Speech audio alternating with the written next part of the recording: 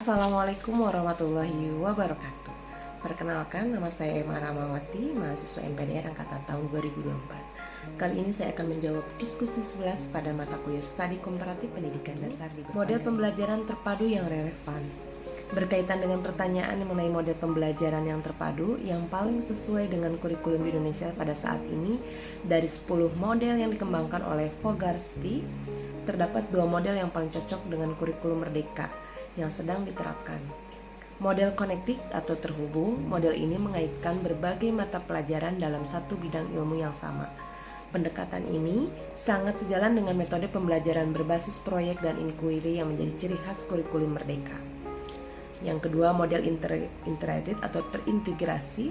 Model ini menggabungkan 2 atau lebih dari mata pelajaran ke dalam satu tema atau topik tertentu yang selaras dengan pembelajaran lintas disiplin ilmu yang dipromosikan dalam kurikulum terkini. Khusus untuk tingkat sekolah dasar, model web atau jaring laba-laba menjadi pilihan yang paling tepat. Model ini sangat cocok dengan pendekatan tematik, terutama pada tahap-tahap pembelajaran seperti fase A dan fase B, karena mampu mengembangkan keterkaitan antar mata pelajaran melalui tema yang sama. Jawaban pertanyaan nomor 2, tujuan dan fungsi pembelajaran tematik terpadu. Pembelajaran tematik terpadu memiliki komponen penting.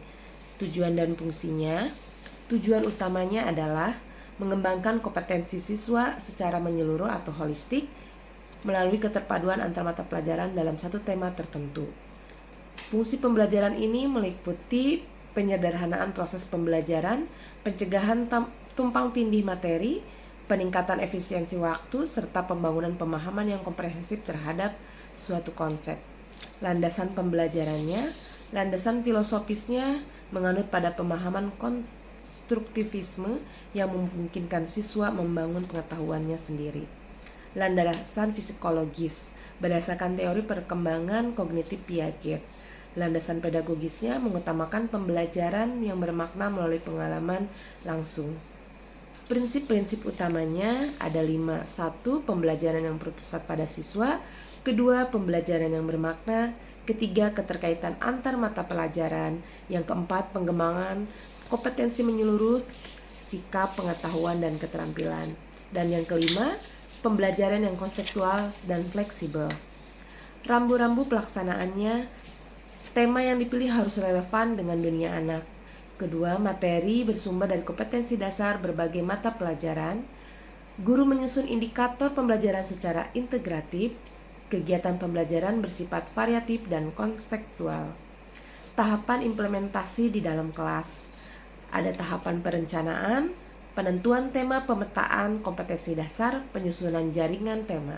Yang kedua, dalam pelaksanaan, kegiatan pembelajaran yang menggunakan pendekatan saintifik atau mengamati, menanya, mencoba, menalar, dan mengkomunikasikan. Yang ketiga, penilaian. Penilaian autentik yang mencakup sikap, pengetahuan, dan keterampilan secara menyeluruh. Pertanyaan yang ketiga, perbandingan kurikulum 2013 dengan kurikulum Merdeka. Karakteristik kurikulum 2013 atau tematik terpadu. Yang pertama, pendekatan tematik dan integratif, struktur mata pelajaran yang dipadukan dalam tema, konten terstandar berdasarkan kompetensi dasar, mengikuti buku tematik yang telah ditetapkan, RPP terstruktur, penilaian autentik berbasis rubrik. Sedangkan karakteristik kurikulum Merdeka berpusat pada siswa dengan pendekatan berbasis proyek, mata pelajaran tetap namun fleksibel dan kontekstual, fleksibilitas berdasarkan capaian pembelajaran, otonomi guru dalam menyusun modul ajar, penilaian formatif yang holistik dan berorientasi pada perkembangan siswa. Implementasinya di sekolah saya, sebagai guru di SDN 3 Mulia Mekar, pembelajaran tematik tidak diterapkan karena karakteristik jenjang SMP. Namun beberapa langkah yang dilakukan meliputi penyusunan modul ajar mandiri dengan mengadaptasi buku teks dari Kemendikbud. Kedua, pelaksanaan rutin proyek penguatan profil pelajar Pancasila setiap semester. Ketiga, peningkatan keaktifan siswa dengan eksplorasi topik melalui kegiatan mandiri, berkelompok, dan berstruktur. Tantangan dan solusi yang saya hadapi.